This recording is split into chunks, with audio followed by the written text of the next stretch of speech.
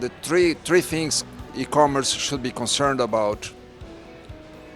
Well, I look at the kind of specific moment we're living through right now in the US. We don't know yet when the recession is coming. A lot of people are talking about the recession, and yet it's a very big interrogation mark for everyone how that can actually impact. So even before we actually discuss about fraud pressure, I think that merchants should be really concerned about how they should optimize their payment strategies for better authorization rates, right? It should really be about customer experience. It should be about making sure that customers have the best experience, so you don't create attrition at the point of sale. The moment you actually are good there, that's when you have to worry about fraud. And when fraud comes, you have to be ready. You have to be cognizant that there will be 2 or 3 different elements that matter here. Fraud is going to come in normal pressure that will just affect your day-to-day baseline in terms of sales, but then you'll be really worried about the attacks. Attacks are going to come, they're going to be fast, they're going to be swift, and you will have to respond in a very effective manner. Otherwise, the chances are you're going to lose a lot of money. So I would say be ready with your playbooks, make sure that you understand your environment, you understand your trends, so when you see something different actually happen in your environment, you can actually respond.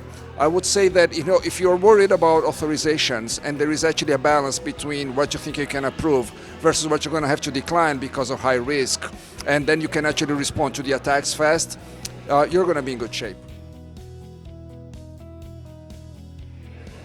Yeah, one thing that I think that merchants really do not worry about, and yet has become a very important pain point, is what we call sometimes as first-party abuse or family fraud or friendly fraud.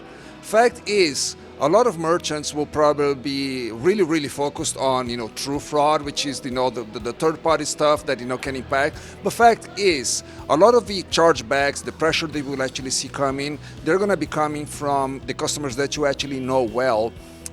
So making sure you actually understand your environment, you know your customers, because these are the guys that you actually feel you actually know better because they have been coming through your platform. You're seeing them coming through the same device, and yet they will create pressure. So making sure you're actually attentive to what can actually happen in what we actually call the broadly friendly fraud category will be something very important to watch out for.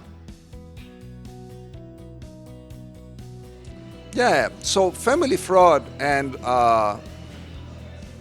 friendly fraud, these are the hidden elements of pressure that usually both, right? Actually, most of the ecosystem does not pay attention to.